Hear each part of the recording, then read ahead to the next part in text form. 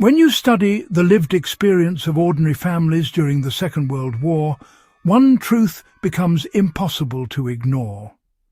Survival forced people to rethink everything they believed about food.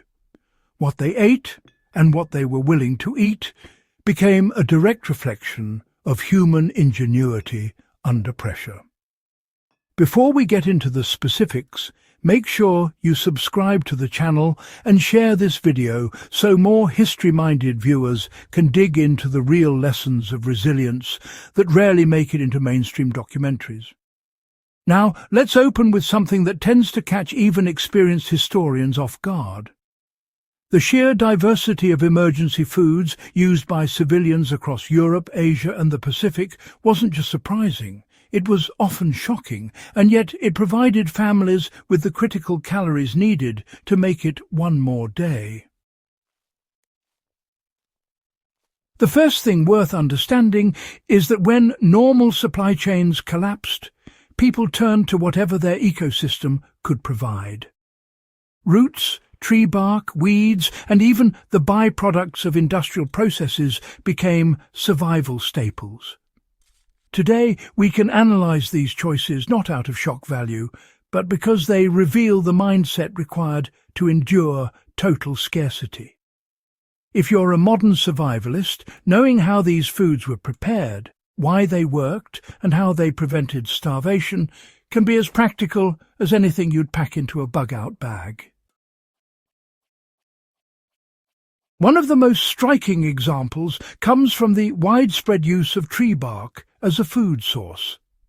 In parts of Scandinavia and Eastern Europe, where winters were brutal and fields were frozen, families ground inner pine bark into a coarse flour. Mixed with whatever grain was available, it stretched rations dramatically. The result wasn't pleasant, dense, dark and bitter, but it supplied enough carbohydrates to keep working bodies going. Modern survivalists can apply the same principle. Understand local trees, learn to identify edible inner bark, and know how to dry and grind it.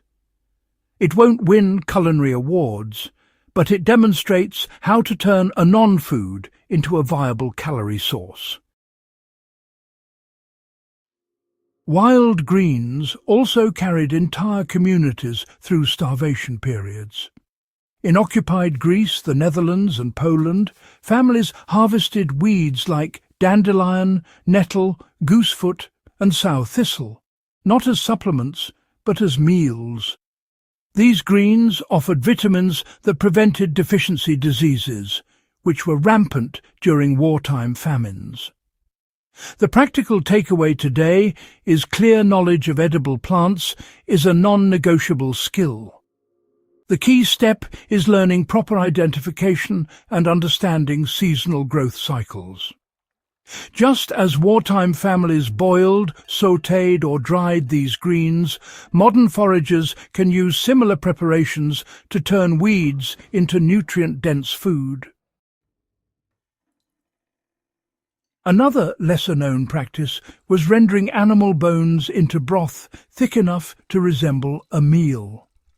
In wartime China, the Soviet Union, and blockaded cities across Europe, animal protein was so scarce that bones were boiled repeatedly until they released every trace of fat, collagen, and mineral content.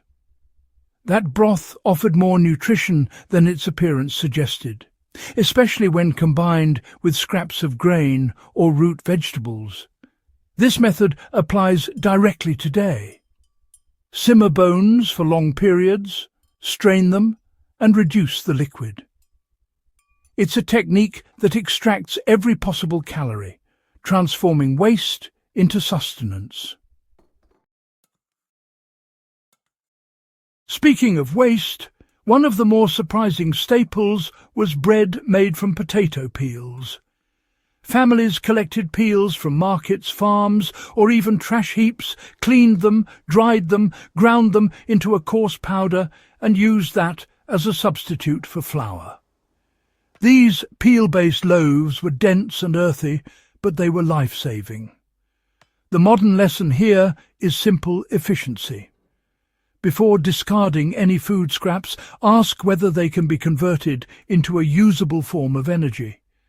Dehydration and grinding remain valuable low-tech methods for turning scraps into stored calories.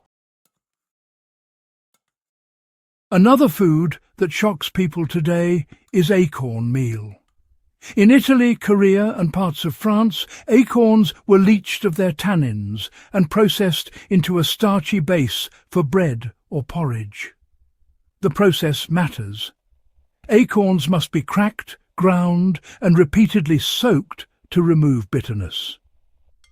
Families who mastered this technique gained access to an abundant overlooked source of nutrition. From a survival viewpoint, this is a reminder that caloric sources often hide in plain sight. Anyone preparing for grid-down scenarios should practice acorn processing at least once. It's not intuitive, and wartime families only learned it out of necessity. The consumption of snails, insects and other small protein sources also became common during starvation periods. In France, the Philippines and many parts of Eastern Europe, snails were collected not as delicacies but as staple protein. Insects filled the same role in parts of Asia.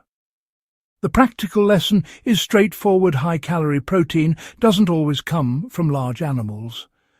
Learning to safely clean, purge and cook small creatures broadens your survival toolkit significantly, just as it did for wartime civilians.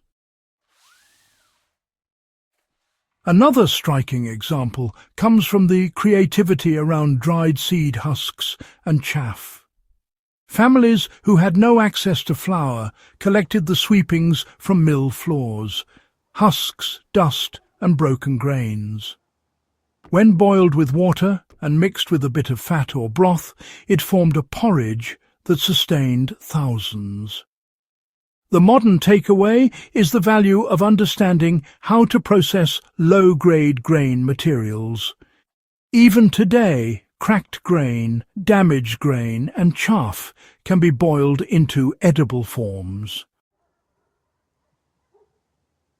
Finally, perhaps the most haunting food source was household pets and urban wildlife.